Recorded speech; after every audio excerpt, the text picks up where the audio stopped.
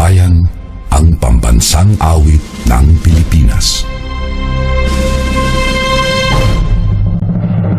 Kayang magilin, pero sa silanganan, alam ng puso, sa dibdib mo'y buhay.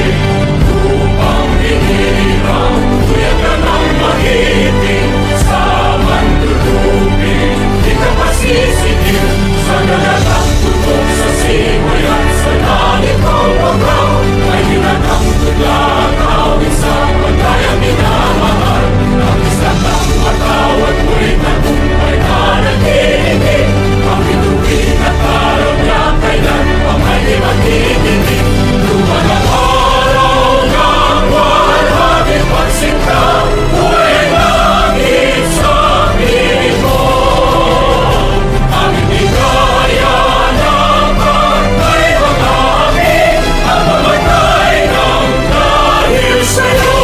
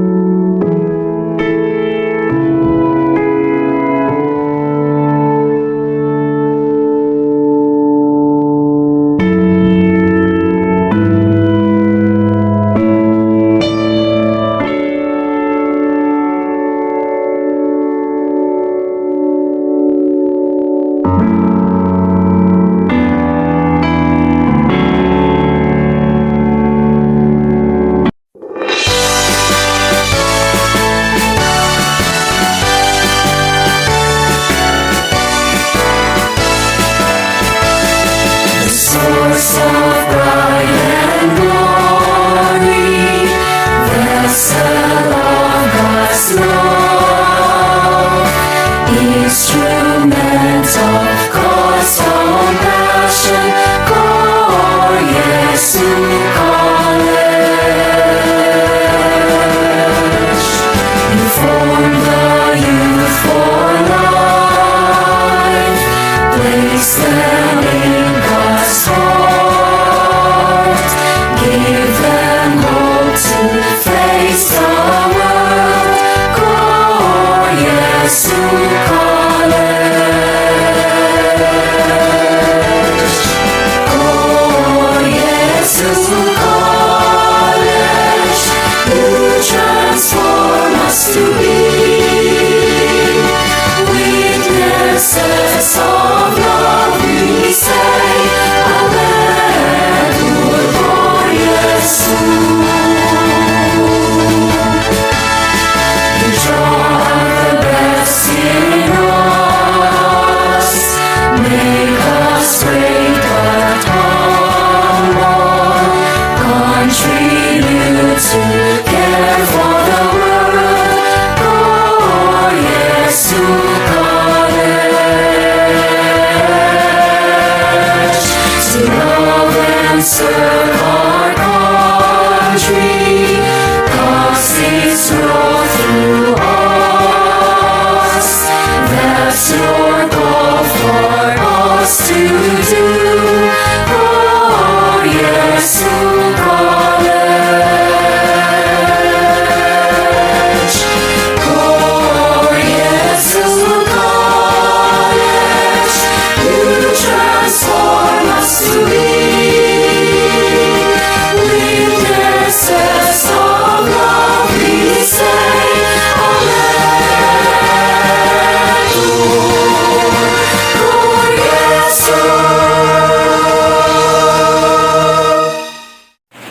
Hello, good day everyone. How are you feeling today?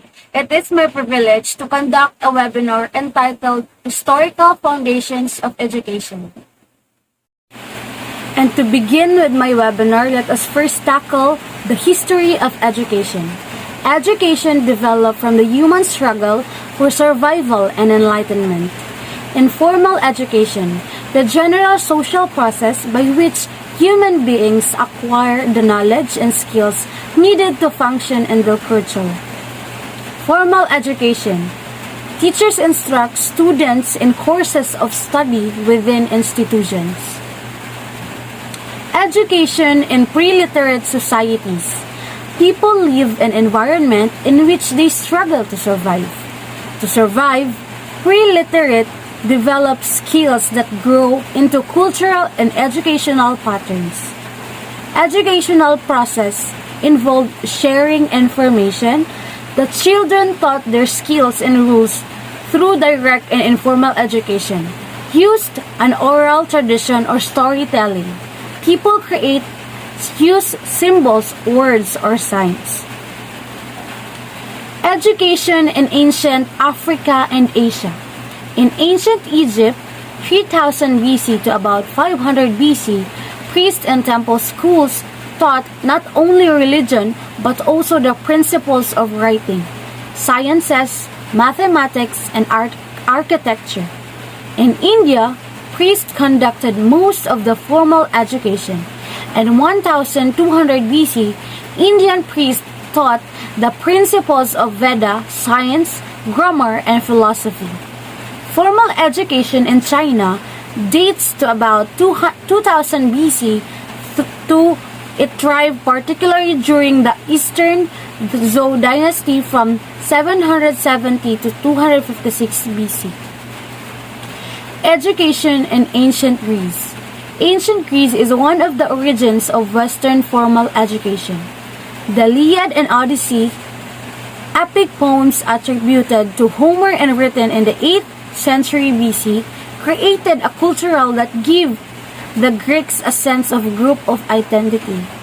It was divided into small and often competing city-states such as Athens, Sparta, and Thebes.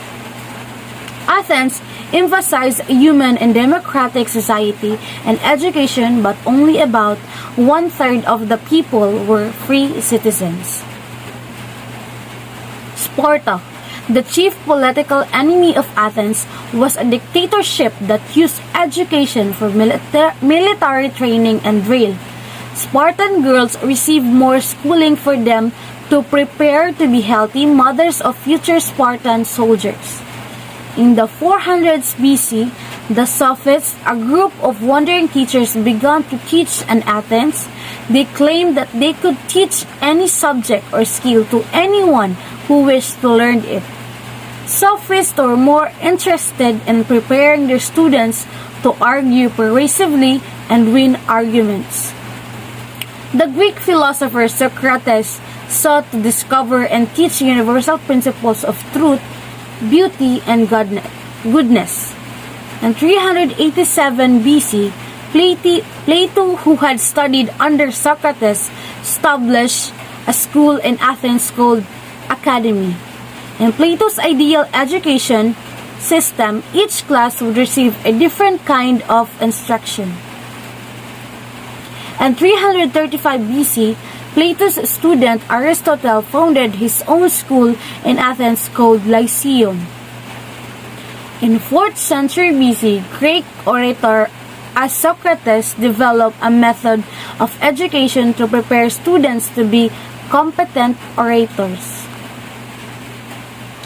Education in ancient Rome. The Romans were gaining control in the Italian peninsula and areas of the western Mediterranean. The Romans were preoccupied with war, conquest, politics, and civil administration. As in Greece, only a minority of Romans attended school. Schooling was for those who had the money to pay tuition and the time to attend classes. Girls from wealthy families occasionally learned to read and write at home.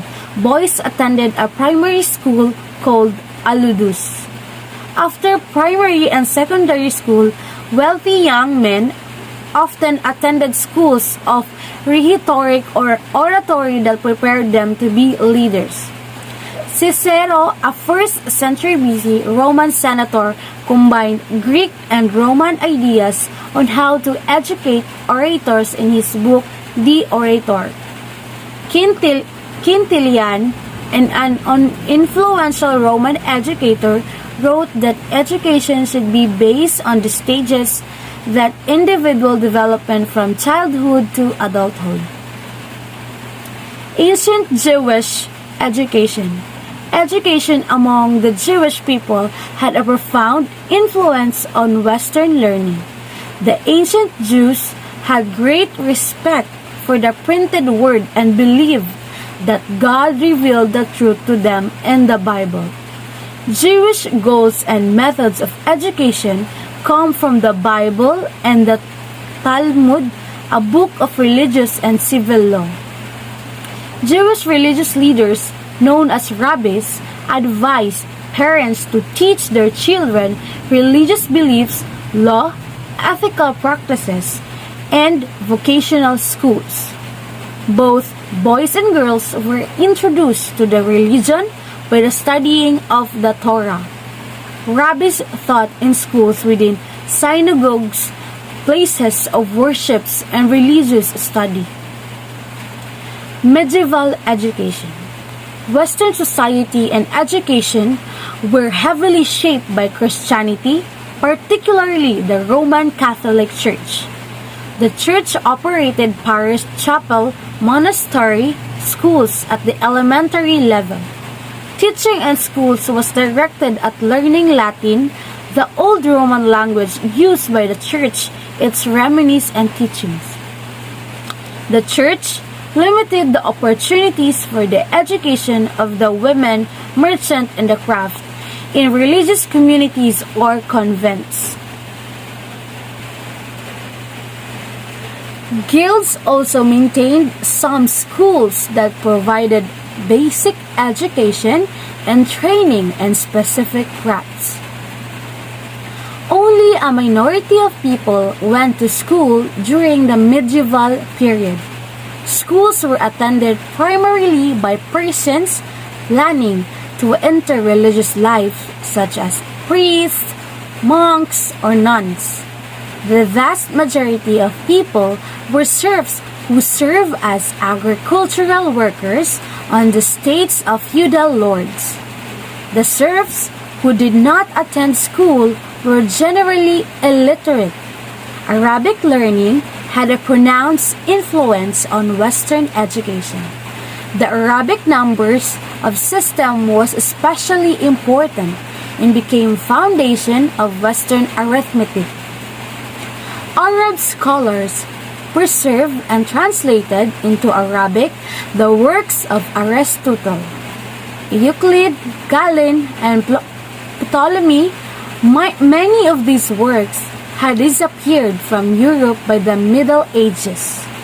Medieval scholars developed scholasticism, a philosophical and educational movement that used both human reason and revelations from the Bible. Medieval universities offered degrees in the liberal arts and in professional studies such as theology, law, and medicine.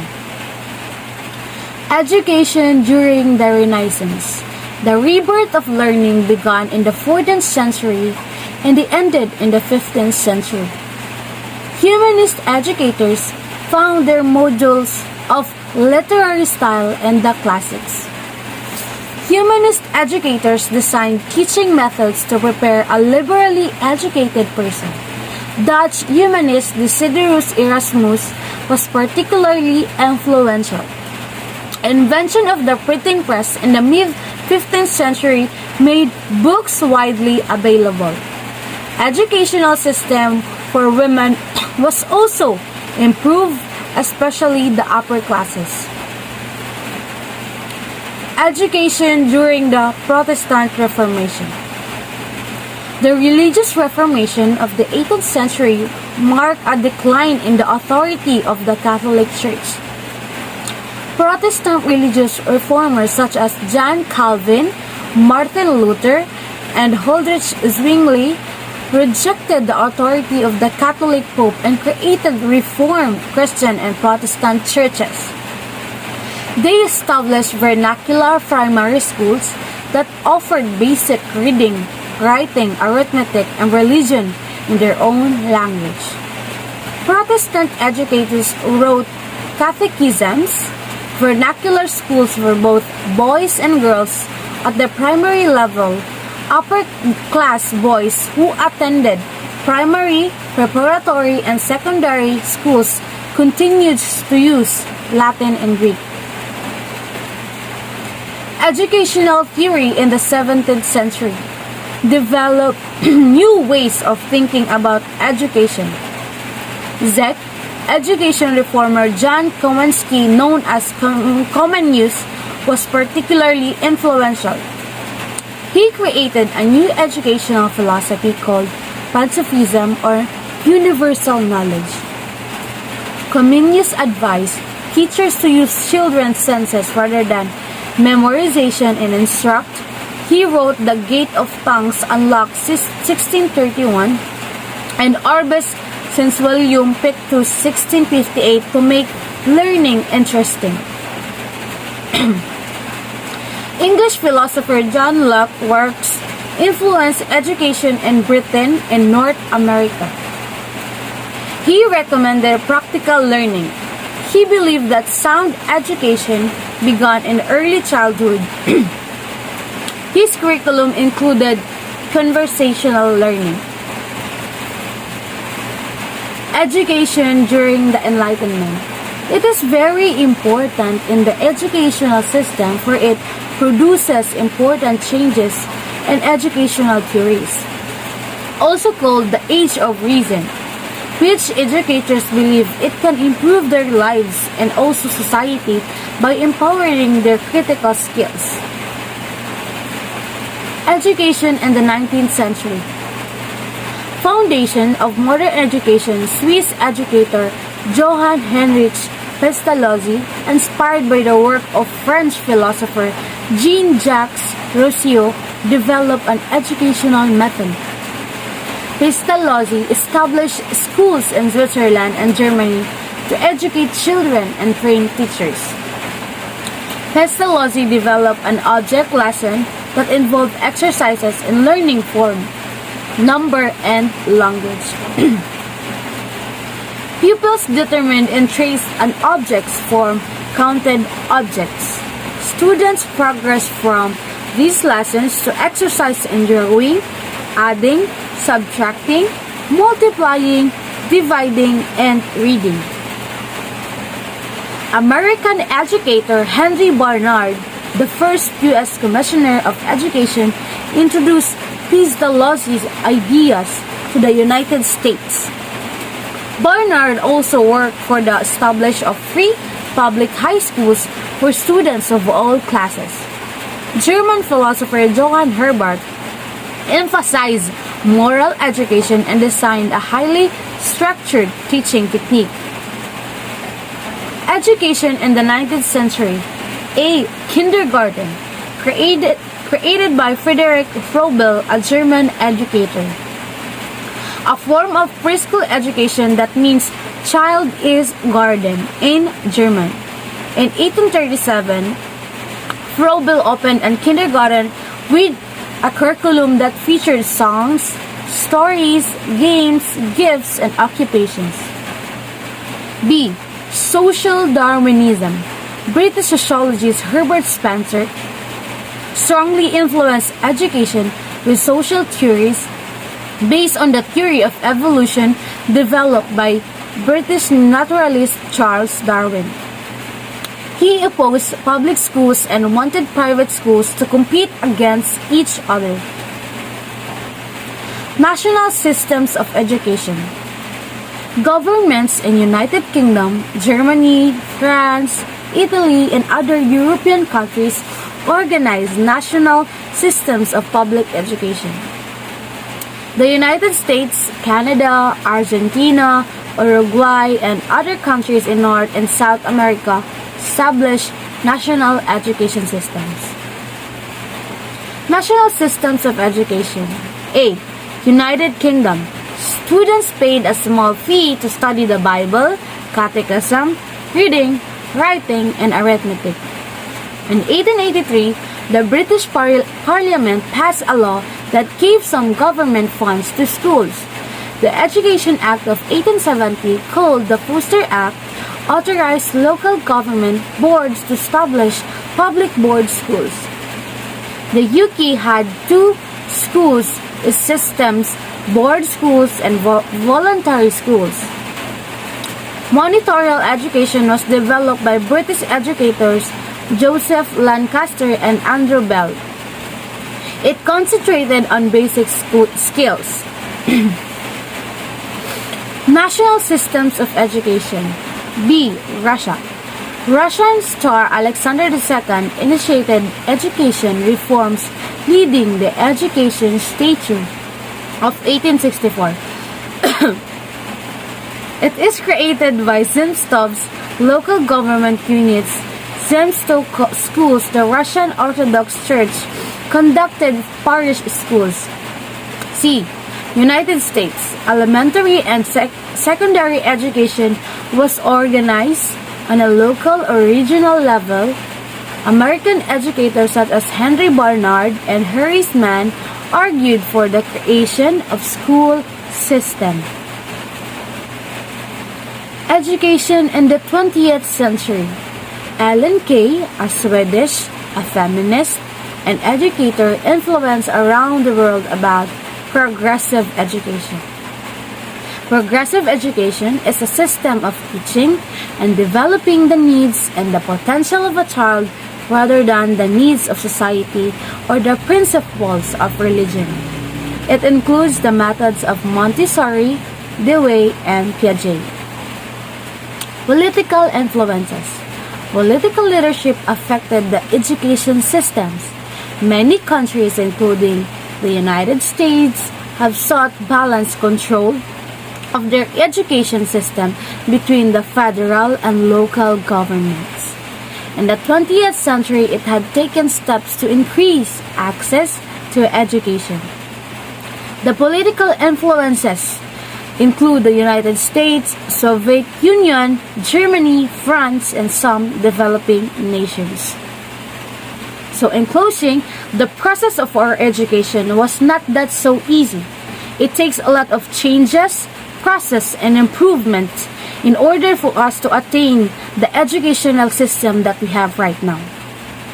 It takes a lot of efforts and hard works of our ancestors.